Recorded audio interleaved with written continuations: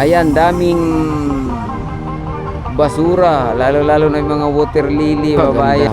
Kung ganito sana banda lagi, no? Katulad ng panahon ng summer. Napakaganda ng ating Manila Bay Dolomite Beach. Oh.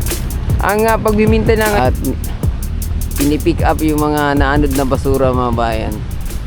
So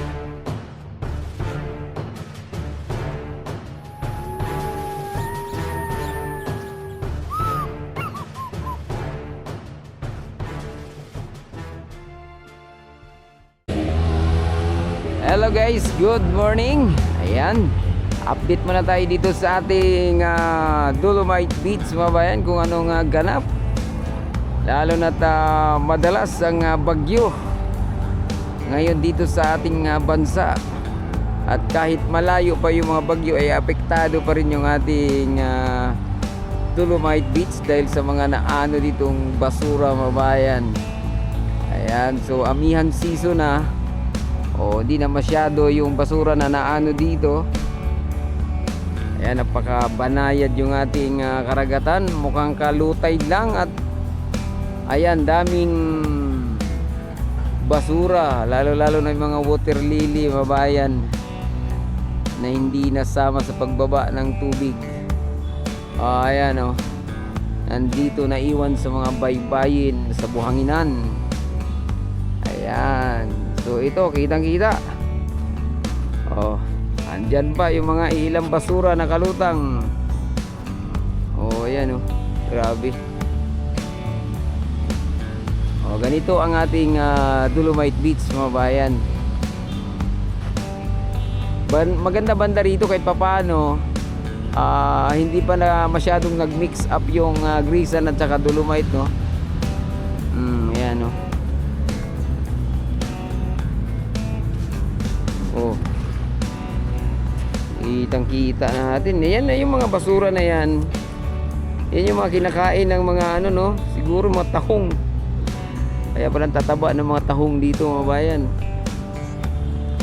O, yan ang hindi natin nakita rito ngayon, yung mga ano, yung alamang. Ayan, halatang kalutay lang. O, dito naman, ang dami pa namang malalaking isda, mga bayan.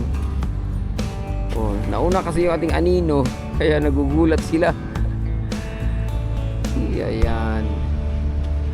O, so tuloy-tuloy pa rin naman. Kailangan buhay na buhay pa yung mga water lily, no? Ganun na talaga siguro dito. Normal na to, mga bayan, dito sa Dolomite Beach.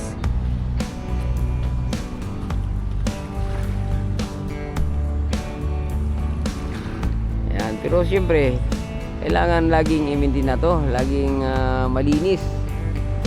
At ayun, ang lalaki ng mga isda. Oh. Kita nyo ba yun? Oh, ayun, ano. Hoy. Oh, ayun, lalaki ang mga isda, mga bayan, oh. Kita ba?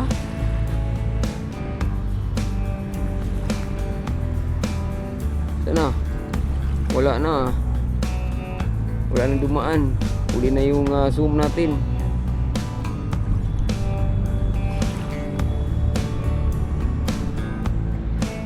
Oh.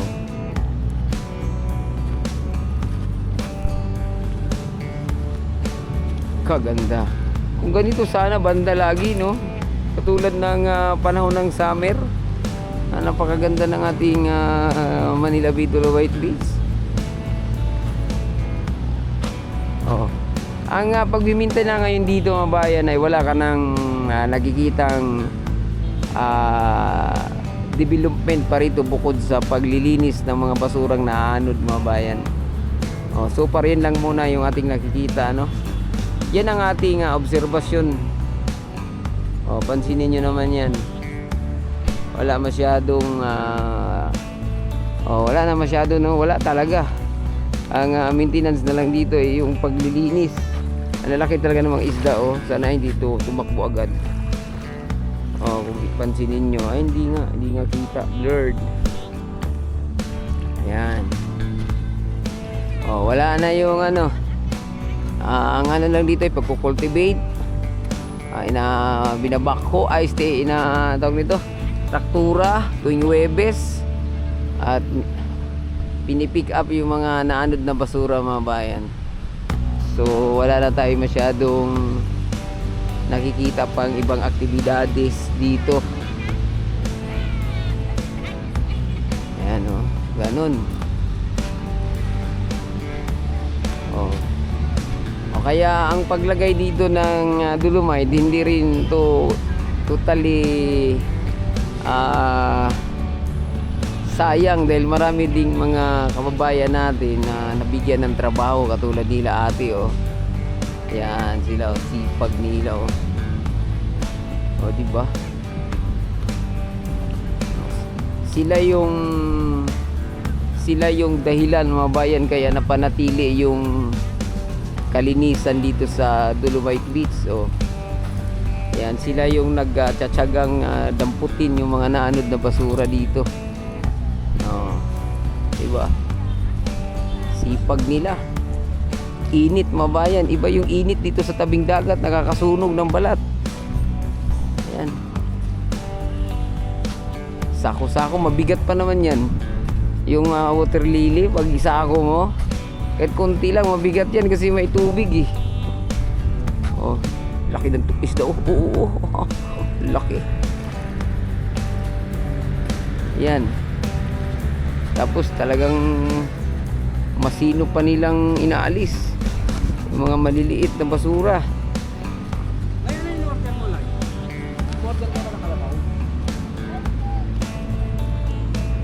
Ayan. Ganda.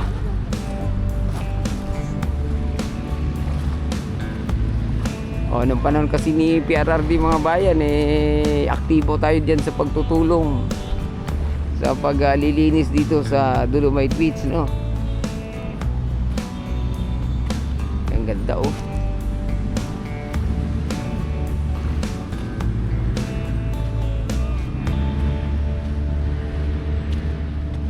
Ayan, no?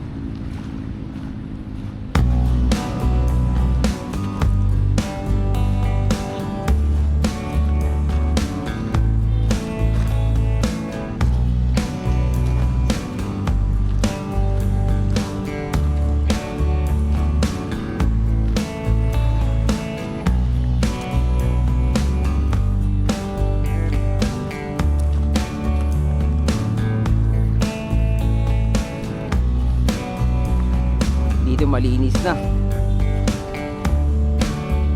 Ay, may isda nakalutang. Ay, hindi.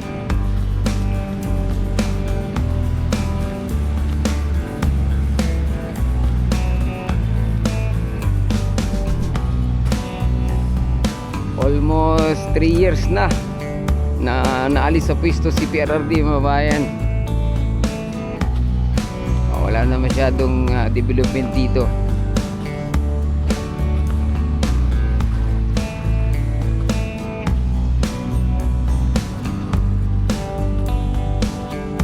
Sabi ng iba, magastos daw itong Dolomite Beach kasi ito lang daw yung beach na mini-maintenance. Bakit di ba mini-maintenance yung mga private beach, no? Kaya malinis sila, eh.